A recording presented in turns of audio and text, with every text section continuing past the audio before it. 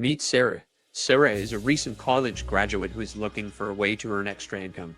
She's heard about freelancing and how it can be a lucrative way to make money, but she's not quite sure what freelancing entails.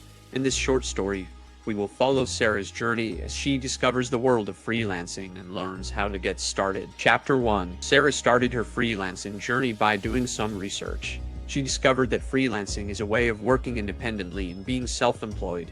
It involves offering services to clients on a project-by-project basis, rather than being employed by a company. She also learned that freelancers can work in a variety of fields, including writing, graphic design, programming, and social media management. The opportunities are endless, and freelancing can be a great way to monetize your skills and expertise. Chapter 2. Sarah started to explore different freelance platforms and websites, including Upwork, Fiverr, and Freelancer.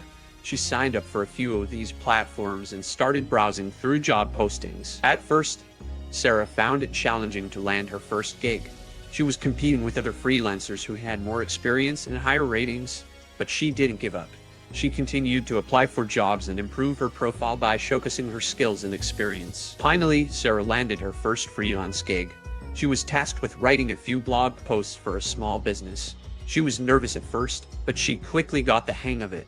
She completed the project on time and to the satisfaction of the client. Chapter 3. As Sarah gained more experience, she started to get more gigs. She learned how to negotiate with clients, manage her time effectively, and deliver quality work on time. She also learned that freelancing is not without its challenges. It can be challenging to find a steady stream of work, and it can be difficult to manage multiple clients and projects at once. But with perseverance and hard work, Sarah was able to overcome these challenges. In conclusion, freelancing is a great way to monetize your skills and expertise.